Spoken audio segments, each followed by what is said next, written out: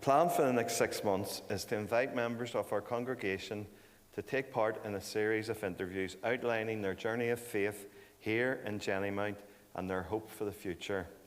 The reasoning for these interviews is to create a visual record presentation which can be used for future celebrations, much like the photo display in the foyer for the 120th celebrations.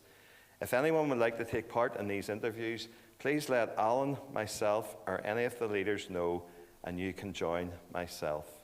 For those who have our special edition calendar, you will see that the theme for January is Jesus Hopes Foundation. What a start. We begin with a collage of photos of past and present members. We can see amazing people who have been the foundation of this church here in Jennymount. Before we introduce our first participant, I will leave you with this Bible verse, Luke chapter 6, 48 to 49. Jesus Christ is the rock upon which we must build our foundation. Today I am joined by Jim Costello. Welcome, Jim. Question 1. Can you give us a brief outline of your journey and experience in this place? In Jennymount, I came to Jennymount about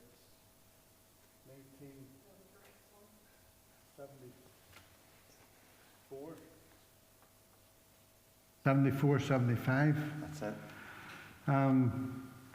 Our old church, North Belfast Mission, closed down. Around about that time, they sent us to Jennymount, Rathcoole, different churches in the district. Hazel and myself went about different churches. It took a couple of years. It was probably about 76 before we really got ourselves involved in Jennymount. When I say involved, it was turned out on a Sunday morning. Hazel came Sunday nights. I stayed in the house and footed about. About 78, Jim was born, and we started to come out a bit more regular. One night about 19, it was 1980 because I remember it now. Hazel had asked me to come out on Sunday evenings with her, and I kept telling her, no, I'm all right, you go. I'll keep an eye on Jim. He was 2 at that time. And the reason I remember it, I was looking it up on Google because Northern Ireland played Spain and beat Spain on a Friday night, 1-0 over in Spain. And I thought, that's my weekend made. But little did I know what was in store on Sunday night. Hazel said to me on Sunday after church, you going tonight? I said, no, I'll keep an eye on Jim.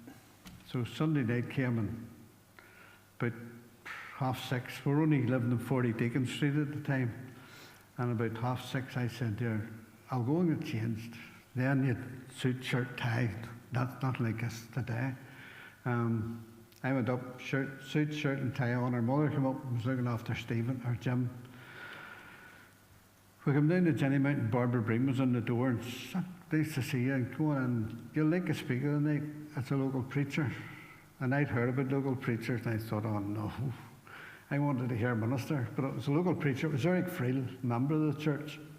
And I can't remember what he preached on, but I can remember what he was telling us. And what he was telling us was probably basically what Alan has been saying the last 3, 4, 5 years, that it doesn't matter where you've been, what you've done, God's here for you now. And I went home that Sunday night, and Hazel's mum went home, and we sat, and I said there, I'll have to phone Eric Friel. Got the phone book out. Couldn't find his phone number anywhere in the phone book. I said, oh, Barbara Breen will know him. Phoned Barbara, and about 10 minutes later, the door near got put in, and Barbara and Eric were standing at the door. And Eric came in, he was talking away and had a cup of tea, and then I just told him that I'd made a commitment years previous, and I wanted to rededicate or recommit myself to the Lord. And anybody that knows me knows I'd cry at the top of a hat. So, I mean, there was floods of tears coming down Deacon Street that night, between Hazel, myself, and Barbara and Eric. But he turned to Hosea 14 and he read a verse out to me, verse 4. And it just meant a whole lot to me, and I've kept it in my mind ever since. It's, I will heal their backsliding and I will forgive their wicked way, says the Lord. And that's just what I needed to hear that night. Now, from that, I got more involved in the church, obviously, and took different parts and different things in the Sunday School Youth Club, BB for a while, and they were all just for a while. And then I started up the CEF club in the church. We kept it going. And then about 2 years later, I went forward and went on for local preaching. I did it about 84, 85, I think I finished it. And I've sort of worked my way through the church from there. The rest is history, Jim. Well, Jim, my second question, Jim's probably answered it already, but I'll read it out anyway. It says, at what part in your journey did you make a personal commitment to follow Jesus, which you've told us, and tell us about your spiritual journey? And you've basically told us that as well, you know, from... The only thing, where I said that backsliding, Hazel, she hates me talking about backsliding. I mean, I never went out and murdered anybody or done anything bad, but I knew I wasn't right with the Lord from about, both of us made a commitment about 68, 69 in the old North Belfast mission. And I remember it as well, because we were sitting upstairs in the gallery, and it was actually a mission, an evangelical mission in the mission. And they called you down to the communion rail. And I got up, went down the stairs, but it was like our old church. You came down the stairs, there was a double door to go into the main body. And I got to the door and I thought, that's an awful long aisle to walk up, you know, to go to a communion rail. And I thought, well, I looked around and the next thing, the BB captain came up. And he was standing beside me, he says, are you having second thoughts? I said, no second thoughts, but that's a long journey. He says, come on, I'll go with you. And he walked up with me, and as I say, that was 67, 68. And then I said we were married, the church closed, we moved on, and just things happened, and I drifted away from the church. But that was 67, 68 would probably be my conversion date. And I know people say they can tell you the date, the time, the hour they were converted, but I don't remember. But I remember a BB captain standing there and walking me up the aisle with me, you know. Well, Jim, again, my next question, which I'm going to ask it anyway, but Jim's basically answered the thing. We know that it is the Holy Spirit that draws us to Jesus Christ, but there are many people who influence and help us on the journey. It may be family, friends, a particular leader within an organisation or a minister, or it may have been a special service that touched your heart. And I was going to ask you, could you share with us what the case was for you? But if I recap, it may be family. Hazel had an influence. Friends, could be friends. A particular leader within an organisation, and it sounds as if the BB captain was an influence. And was he a BB captain in North Belfast Mission? Yeah. Right. What was his name? George Matilton. George Matilton. Or a minister, or it may have been a special service that touched your heart. So obviously that night when you came back with Eric Friel and Barbara Breen, and it was the service, and then it was them coming out afterwards, which was brilliant. So again, I don't think you can add anything else to that, unless you can think of something. Friends, maybe? Well, friends as in when I got involved again in the church.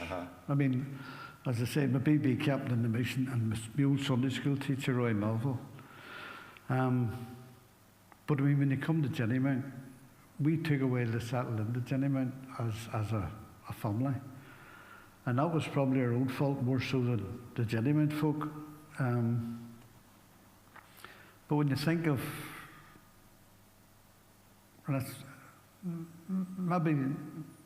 maybe they weren't friends, as in you're seeing them all the time. But I mean, the family in Jennymount, when you think back to the 78s, the early 80s, you know, Jesse and Geordie Bruce, Walter and Tilly Aiken, Tommy and Susie Hogg, the like of Alec and Meta Woolman and Jim, you know, all people that you looked at and you thought, they've done well for the church, or the church has done well because of them. And it got me thinking, you know, is there things we could be doing? And that's really what got me involved, was the people that were here at the time were involved. They weren't just church members. They were coming every Sunday, but they were really involved in church life and enjoying church life. So. Yeah, okay. Question 4. We're halfway through, Jim. And this is a personal question, so you can be as short, as long as you want. How do you experience God's presence in your life? I think it's just in the day-to-day things. We all have problems, we all have worries, we all have concerns. Sometimes with church problems, we get over them, we can get through them, but sometimes it's family problems. And I don't know,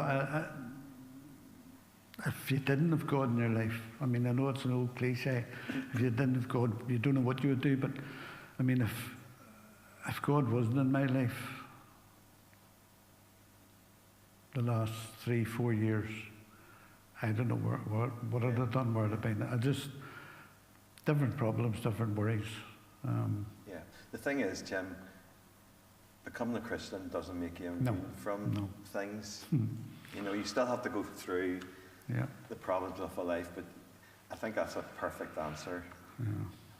With God, you can deal with them. You can deal with it. Without God, who knows? You know. You just don't know where you would be without God. I mean, and that end of it, like, could be down the wrong road, you know. Yeah. My next question: have you found that Jennymount has fostered a sense of belonging? Yeah. As I say, it took me a few years because I wasn't coming every Sunday. Well, I was coming Sundays, but I wasn't coming every Sunday night. Hazel found it a lot easier. She got involved in the MWI a couple of years before I even started coming out to church, stuff like that. But I genuinely, I mean, not growing up, because I was about near 40, but I mean, coming through the church from then, I can see, you know, friendships that I have now that I didn't have back then. I mean, I'd mates that I run about with and work in different places, but even in church, I mean, the ones in the end, Walter, Tilly, or Walter and Tommy and Alec and both Jim, they were all older than me. And now, I'm able to be friends with, like yourself, Michael, you're a bit younger than me. You're not saying the younger ones. You know, I mean, it's different stages as you go through. The like of Alec and Jim and Tommy Hogg they were nearly like mentors rather than friends. Yeah. You know, but now I can look. They were maybe looking down there and saying, well, he's a friend, because they were looking after me. Yeah. But now I can sort of look at somebody and say, well, hopefully I can mentor them or help them along. Jim, you know. I mean, personally, I can say You're much more than a friend. You know, you're a colleague, I'll use the word mentor because you're an example to follow, you know. The second part of this question is, you have and have had many roles here in Jennymount. Have you found these roles, opportunities, a way to serve others within and outside of the church? I think the roles are like as stewards. I mean, I don't know if I don't think we have senior and junior steward now in the church. It's just a steward. We used to have a senior steward and a junior steward, and I did both the roles, and it's good because it gives you a wee bit of confidence too. I mean, just standing at the front door talking to people as they come in, you know.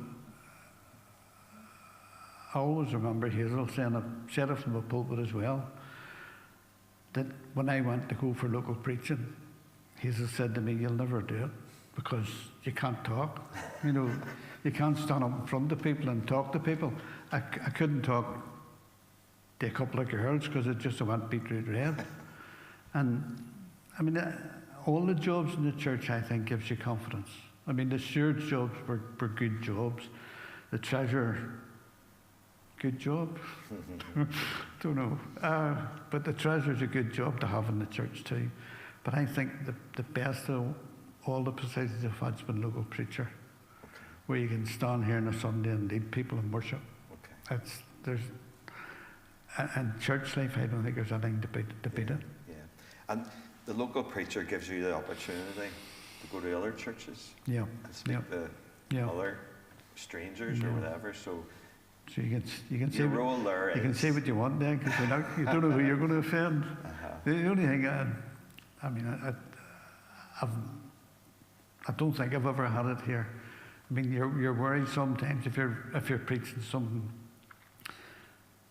He might take it the wrong way. She might take it the wrong way. But I mean, if you really feel in your heart that it's what you've been told to say, I still think you have to say it. Yeah. And if somebody comes to you afterwards and says, well, you haven't taken me there, or you get that, you say no, and you explain why you did it. Yeah. But as I said, I'm not saying it's easier going to other churches because you don't know the problems. You don't know the problems in the church. But I love preaching in Jennymount. I mean, rather than going somewhere else, Joe Mount, Cahill, whatever. Yeah. Okay, Jim. Question 6, and I've question 6 and question 7. As a church leader, what qualities do you think are important to be a church leader?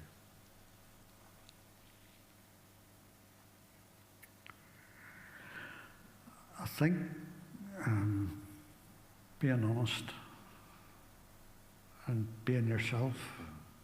I mean, you can put on airs and graces, but I think people soon see through that.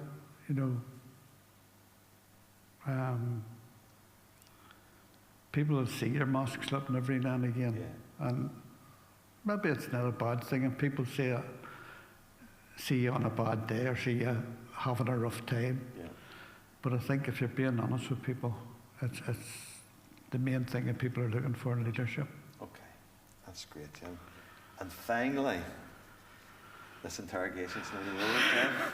Finally, what is your hope for yourself and for Jennymount? Hope for myself, and I've said a couple of times about Hazel, the hope for ourselves is to see our family up. Hopefully see some of the grandkids married before we leave here. Just to see our family happy and to know that they're happy. Yeah. For the church, I keep going back to a thing that Sam Clements talked about. He shared with some of us one time that he had a dream or a vision, whatever it was, that the communion rail was full of younger men in the church. And I mean, he wasn't being sexist in that. But when Sam was here, there were very few men coming to communion. And it was always Sam's dream, and I would love to see it come to fruition, that there would be maybe one sitting, that it would be full of men. Yeah. Just, and as I say, it's not sexist, it's just the women are always there. I mean, from I've come here, the women, I mean, we've had men in leadership, Jim Murray, Steward, Alec Treasure, Tommy Hogg, Steward. You know, the women are always in the background, but without them, the church would really be struggling. Yeah. But I think younger men would help to build the church up, because the chances are for a young man, they'll have a young wife and a young family, and they'll bring the families in. That's great, Jim. That's actually a good thing to finish with. Jim's hope for Jenny Mount is that there would be a revival amongst the younger men in the church. So that's a nice way to finish. So Jim, thank you very much for taking part. You were the guinea pig. I was going to say you're welcome, but I'll not say you're welcome. But thank you very much, Jim. No problem, David. Thanks very much. All right. Thank you.